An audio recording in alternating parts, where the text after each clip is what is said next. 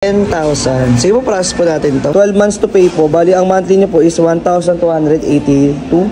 Yan. Sige po. Bali, ang gagawin ko lang, click I have agree. Ay, papindot. Tapos pay with GGives. Ganun lang kabilis, sir. Ayun, pumasok na. Sige po. Click download lang. Pasenda na po ang resibo, sir. Tapos bayaran ko na lang din po ito. Salamat po. Ayun, sir. Bayaran ko na po. Thank you very much po, sir. God bless po. Ingat po.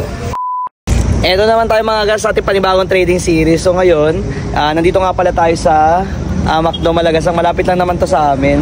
Bali, meron na pala tayo meet upin na 10,000 GGives. So, paano ba yung mga guys? Samahan nyo kami sa panibago nating trading series. Bangag na eh, no? Hi sir, nice to meet you po. Sige po, paras natin sa 10,000. Sige po, paras po natin to. Ayan. Sa mga natatanong paano malaman kung may offer sila kay GGives, click nyo lang itong borrow. Pause na eh, no?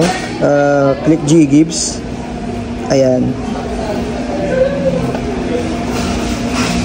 Wala pa. Ayan.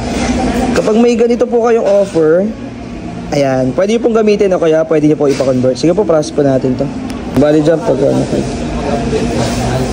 Bali, ang option sa inyo, sir, 12 months to pay po. Bali, ang monthly nyo po is 1,282.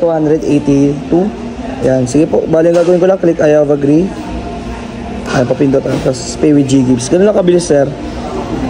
Tagal natin bago tayo magkita, sir, pero 2 minutes lang yung process na talaga.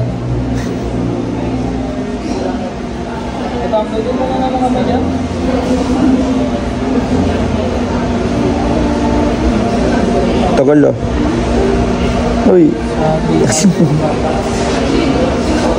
Kahit tayo sa amin, sir, medyo mabagal din dito po.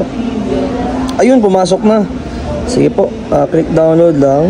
Pasenda na po ang resibo, sir, tapos bayaran ko na lang din po ito. Salamat po. Ayun, sir, bayaran ko na po. Thank you very much po, sir. God bless po. Ingat po. Ayun, another successful transaction naman tayo mga gar. So sa mga gusto rin magpa-convert ng kanilang GGives, and diretso na kayo dito sa aking Facebook page, saka personal FB page ko na may mga blue verified check ha. Marami na po kasi na-scam din at ayun, marami na gamit din ng aking pangalan, saka picture para pang scam. Kaya ingat po kayo.